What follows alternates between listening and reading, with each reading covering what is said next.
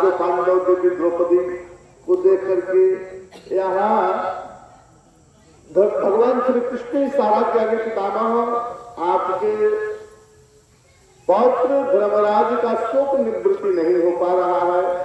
मैं बार बार उपदेश करता हूं तो भगवान श्री कृष्ण का शोक, भगवान श्री कृष्ण ने इशारा किया तो पितामह ने शोक निवृत्ति करने के लिए यहाँ बहुत बढ़िया सुंदर उपदेश दिया है।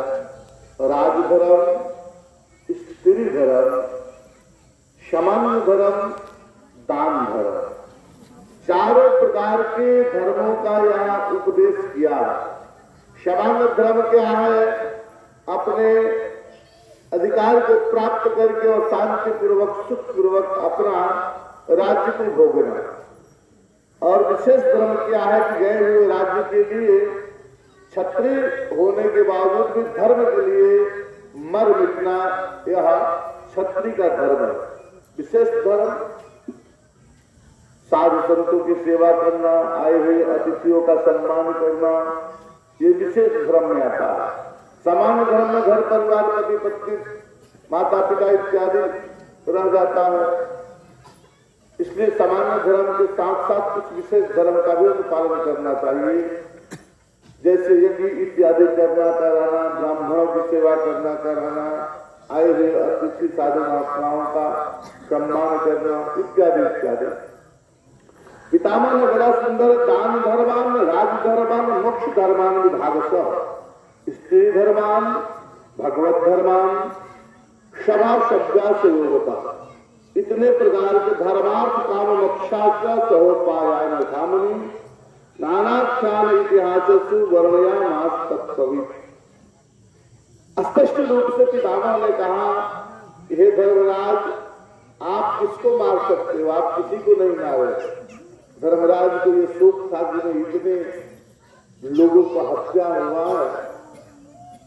उसका निवृत्ति करते हुए पितामह ने कहा कि मारने और जिलाने वाला जो सामने खड़ा है, जिसका भगवान कृष्ण को कहे कि मारने और जिलाने वाला तो सामने खड़ा है, हम और तुम तो केवल एक माध्यम बनते हैं।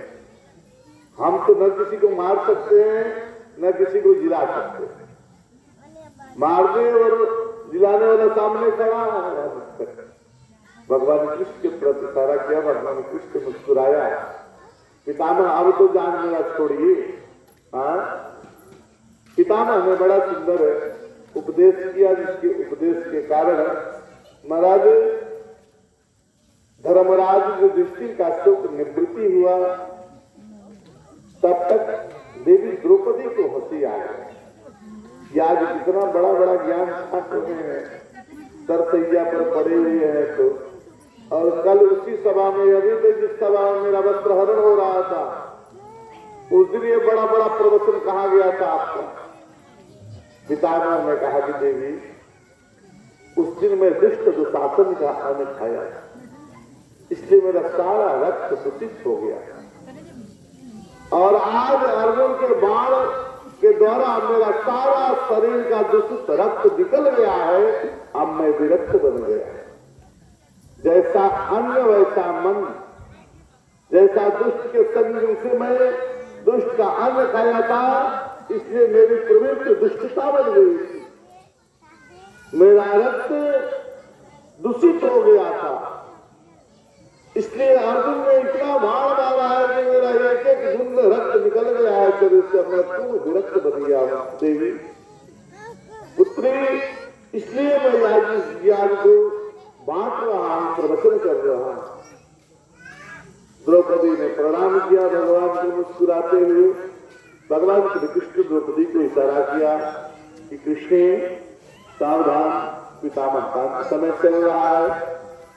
पितामह भीष्म ने अपने पांचों पुत्रों को, पांडवों को आशीर्वाद दिया। धर्मराज को विशेष रूप से आशीर्वाद दिया, अर्जुन को विशेष रूप से भीम, नकुल, सहदेव इत्यादि सबको आशीर्वाद दिया।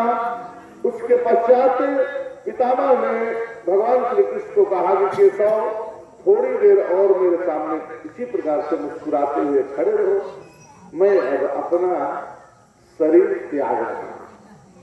क्योंकि इच्छा में तो थी पितामह, जब तक स्वयं नहीं चाहते तब तक इनका शरीर नहीं छूटता, मन मरते नहीं। जब तक ये खुद नहीं चाहते तब तक मरते नहीं। इसलिए अब इतना सुंदर अवसर कहाँ पाएंगे कि भगवान सामने है। इसलिए तुरंत पितामह ने भगवान श्री कृष्ण से आग्रह किया कि केशव थोड़ी देर आप इसी तरह मुस्कुराते हुए मेरे सामने खड़े रहो। बड़ा सुंदर स्तुति किया है कि मत पतल कृष्णा भगवती सातवत पुंगवी सुखम पागते क्वचित विहरतुम प्राकृतिम उपइषु युद्धव प्रवाह भुवन कमलम तमाल वर्णम रविकर रामबरम दधाने बपुरलक कुलाभितान नागन विजय सके रतिरस्तु में नवद्य वो निगम पहाय मत प्रतिज्ञा। बड़ा सुंदर पितामह ने कहा कि हे केशव, मैं समझता हूं कि तुम अपने भक्त को प्रतिज्ञा को रखने के लिए अपना भी प्रतिज्ञा तोड़ देते हैं। स्वनिगम पहाय मत प्रतिज्ञा मदिकर तुम आप लुटो रखा। मेरे प्रतिज्ञा को मैंने प्रतिज्ञा किया था महाभारत के युद्ध में। भगवान कृष्ण ने कहा कि मैं प्रतिज्ञा किया था कि शस्त्र नहीं उठाऊंगा, और उधर विपक्ष में पितामह ने प्रतिज्ञा किया था कि मैं तुमको शस्त्र उठवा करके ही रहूंगा। आज वही पितामह हाथ जोड़कर प्रार्थना करते हुए कहते हैं कि तो आप भक्तों की हमेशा इच्छा को रक्षा करते हैं। मेरे प्रतिज्ञा को रक्षा करने के लिए आप झूठ मूठ के मुझे मारने के लिए रथ के चक्का लेकर के सुदर्शन लेकर के दौड़ पड़े मेरे तरफ। मेरी प्रतिज्ञा का आपने रक्षा किया। भक्त का प्रतिज्ञा की रक्षा आप स्वयं करते हैं। अपनी प्रतिज्ञा भुला देते हो, अपनी प्रतिज्ञा छोड़ भी देते हो। युद्ध के मैदान तनिक आपस में बतिया हुए लड़ू, हमारे बच्चे निकल जाता निके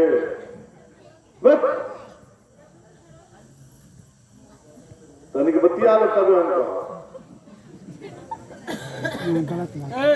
सुंदर पितामह भीष्म ने बड़ा सुंदर स्तुति किया, मंगलाचरण किया। तदुपरांत भगवान श्री कृष्ण मुस्कुराकर खड़े रहे, सारी बात पितामह का सुनते रहे, और अंततः भीष्म पितामह ने अपना पौंच भौतिक शरीर एकादशी के दिन तिथि में महाराज बड़ा ही सुंदर ढंग से स्तुति करते हुए भीष्म पितामह ने अपना पंच भौतिक शरीर परित्याग करके तेजोमय शरीर से भगवान में लीन हो जाते हैं। तदुपरांत युधिष्ठिर को लेकर के भगवान श्री कृष्ण पुनः हस्तिनापुर आते हैं पांचों पांडव को लेकर के, और पुनः बहुत दिन तक वहां रहते भी हैं। भगवान श्री कृष्ण 6 महीना रह गए वहां। युद्ध विजय के उपरांत राज्याभिषेक होने के बाद जब भगवान चलना चाहते हैं अपने द्वारिका के लिए, तब कोई ना कोई खड़ा हो जाता है। अर्जुन को भी खड़े हुए थे, भीम खड़े हुए कि भैया आप उनके कहने से 4 दिन रुक गए, मेरे कहने से 2 दिन भी नहीं रुक सकते हो। भगवान कहते चलो तुम्हारे चलते भी 2 दिन रुक जाता। ऐसे करते करते आजकल करते करते बहुत दिन जब व्यतीत हो जाता है, तब एक दिन भगवान श्री कृष्ण ने कहा कि देखो, धर्मराज को समझाया, भैया आप इतने दिनों से राज्य कर रहे हैं, मैं आपकी सेवा में संलग्न हूँ, मगर मेरा भी घर परिवार है, बाल बच्चा है, मेरा भी घर गृहस्थी है, अब मुझे जाने का आज्ञा दीजिए।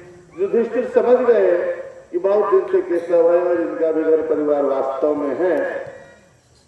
भीगे नेत्रों से धर्मराज भगवान श्री कृष्ण को बड़ा सुंदर ढंग से विदाई करते हैं।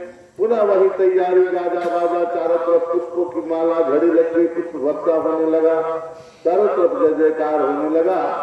जब भगवान कृष्ण चलने लगे तब अर्जुन ने कहा कि हे केशव, इतने दिनों तक आप हमारे साथ रहे, बड़ा अच्छा लगा। हम ये नहीं चाहते कि हम लोग का साथ छूटे, चलो हम आपको आपके घर तक पहुंचाने के लिए चलता है। भगवान कृष्ण ने कहा चलो, बहुत अच्छी बात है, मेरे साथ तुम भी चलो द्वारिका। अर्जुन भी भगवान कृष्ण के साथ द्वारिका के लिए प्रस्थान किया। महाराज बड़ा सुंदर रास्ते में चर्चा आई। दोनों भैया भगवान श्री कृष्ण और पार्थ अर्जुन, एक सारथी एक रथी, दोनों भयंकर नर नारायण का ये अवतार है। भगवान श्री कृष्ण और अर्जुन का महाराज बड़ा प्रसन्नता पूर्वक रास्ते में नाना प्रकार की चर्चा करते हुए दोनों पविष्टस्तु गृहम पुत्रो परिस्वप्तस्तु मातृ भवन्य शीर्षा सप्ता देवी की प्रमुखामुदा। भगवान श्री कृष्ण द्वारिका के कुछ पहले ही अपना पांचजन शंख ध्वनि करते हैं।